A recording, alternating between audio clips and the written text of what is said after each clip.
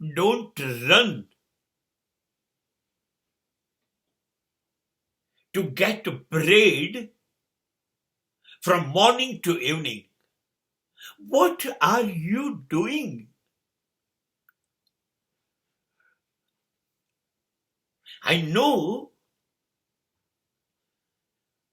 some people advise the world you must create your bread through your labor. Agree? But to earn, to create, to get bread is not the ultimate thing. And if you are saying that,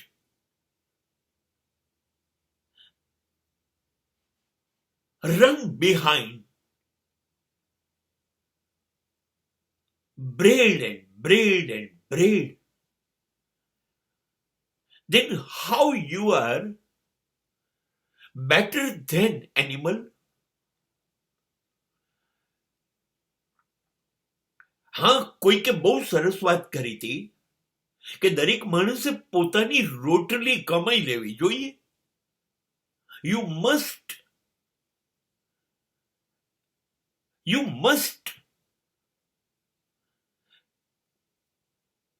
for your bread labor. તમારે તમારી રોટલી તમારી મહેનતથી તમારા પરસેવાથી કમાવી જોઈએ. વાત બહુ જ સાચી છે, એમ બહુ જ સાચી છે. પણ કેટલી રોટલી? 2, 3, 4, 5, 6 કે 200, 400, 500, 700? કેટલી રોટલી પાછળ દોડ્યા કરશો? મને એક સંતનું વચન યાદ આવે છે કે પેટનું કરવામાં ઠેઠનું રહી ના જાય.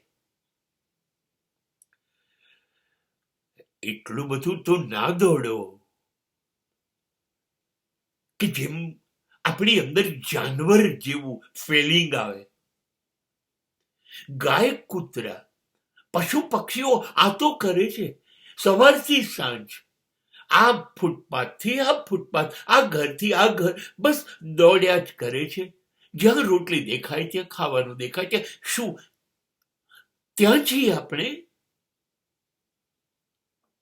આ નોકરીથી આ નોકરી, આ ધંધાથી આ ધંધા, ને મને ક્યાંથી પૈસા મળે છે?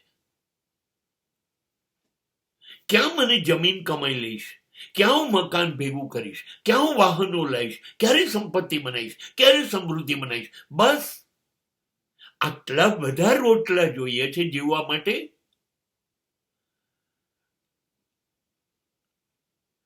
તો ઠેઠનું એટલે આટલા બધા રોટલા ભેગા કરવા માટે પાક્કું છે સત્ય, નીતિ, ન્યાય, ધર્મનો રસ્તો ચૂક્યા જ હશો.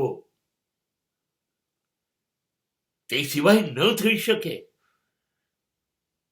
મહેનતથી તો 2 સમયની ભાખરી જ તમારા નસીબમાં આવે.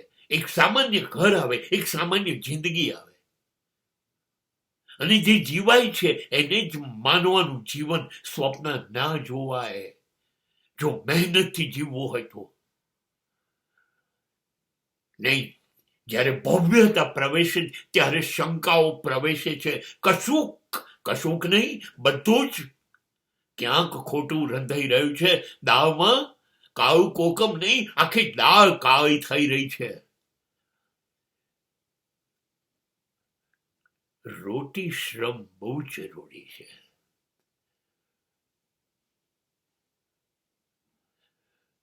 એક દોહામાં કહે છે કે હે ઈશ્વર, એટલું આપ, હું અને મારા ભૂખ્યા ના સૂઈએ,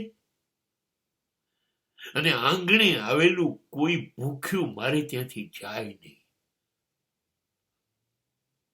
આ શ્રેષ્ઠ પ્રાર્થના છે આ પૃથ્વી પર.